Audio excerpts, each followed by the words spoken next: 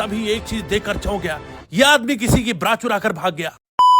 Singapore शहर दो शब्दों से मिलकर बना है, सिंग और कापुर, जिसका अर्थ होता है मौज मजा मस्ती फन करने का शहर। सिंगापुर में प्रजातंत्र चरम पर है। यहाँ जो वोट देते हैं उनका बहुत सम्मान किया जाता है। लोग यहाँ सड़क पर बैठकर चोखा बाटी खा रहे थे और कोई उन्हें कुछ नहीं बोल रहा। सिंगापुर का प्रसिद्ध मछली नुमा ये शेर अद्भुत अदम्य साहस की परिभाषा है। बालों को धोने के बाद मैंने देखा कि एक विशाल काय बैगन मेरी छाती पे चढ़ा रहा। दरअसल ये पानी का जहाज था जो पुरातन काल में बाढ़ की वजह से बिल्डिंग पर आकर धसक गया था। तब से अब तक इसी बिल्डिंग की शोभा खराब कर रहा। हर महीने यहाँ छठी माता का विशालकाय मेला लगता है और ठेकुआ की महक से सिंगापुर सराबोर हो जाता है। बड़ी बड़ी कंपनियों का हेडक्वार्टर यहीं पर है, जैसे स्टैंडर्ड चार्टर्ड, DBS, HSBC और मदरफकिंग जी जैसी कंपनियां यहाँ पर हैं। रात में किसी और एरिया में बैगन नुमा बिल्डिंग दिखाई दी। यहाँ की रातें रंगीन मानी जाती। महिला डीजे बहुत देर से गाना बजा रही थी पर कोई नाच नहीं रहा था, क्योंकि यहाँ के लोग औरत के इशारों पर नहीं नाचते। सुबह जब अपनी निजी गाड़ी में निकला तो फिर से वो बिल्डिंग दिखाई। इसका मतलब है कि शहर में कम से कम 8 बिल्डिंग ऐसी है, या ये भी हो सकता है कि बिल्डिंग मेरा पीछा कर रही है। जिम्मेदारियां इतनी है कि यहाँ लोग कभी भी भागना शुरू कर देते। पर मैंने अपनी स्थिर एक्सरसाइज जारी रखी। इस एक्सरसाइज से पेट का पानी तक नहीं हिलता और अननेसेसरी बॉडी में फिटनेस भी नहीं आता। पर कुछ लोग की घेण मस्ती साइकिल पर भी नहीं रुक रही। निश्चित तौर पर इसने कसूरी मेथी का सेवन ज्यादा किया या फिर ये बिना गद्दी वाली साइकिल पर बैठ चुका था। ये सब देखकर मैं अचंभित था। तभी एक चीज देखकर चौंक गया,